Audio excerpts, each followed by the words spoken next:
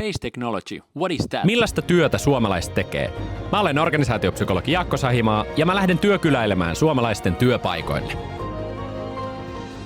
I ended up in this job because from a young age I've always loved science fiction, and science fiction led me to do physics at university, and from there I looked for the most science fiction-y job I could imagine, and that was programming satellites. I am Gordon McCall. I'm one of the flight software engineers here at Hold. Currently I'm working on the Galileo satellites, which are kind of Europe's answer to the GPS satellites. The typical working day, the majority of it is writing flight software. We check the flight software against requirements, so you have to be very accurate because satellites, they're quite expensive, so you don't want them to go wrong. There's all the attention to detail needed, and to be good at this job, you have to have a very analytical mind and a very keen head for numbers, because you have to go through a lot of algorithms in your day-to-day work. You can work on satellites that get up to the size of buses. They're really quite big things. I have two equations for you. One of them is a computed mean motion radius correction is the one. When you're working with satellites, you need to communicate with them, to command them to do what you want them to do. You have ground stations which have the antennas. You need to point them to the correct place. To do that, you need to know where your satellite is. You would take observations and to say, this is where the satellite is at time X. Look at how it's moving, try and figure out where it's going to be at time Y. It's called ephemeris, a description of how the satellite's behaving at this specific time. And you can extrapolate that, figure out where it's going to be in the future. Blue is your computer position, green is where it should be,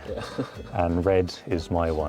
So my satellite is a little bit lost. If you tried to talk to it, you wouldn't have much luck.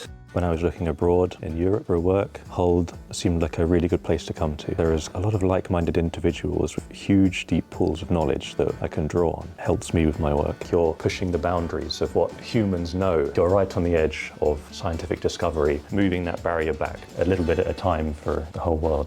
That's what really motivates me to do this.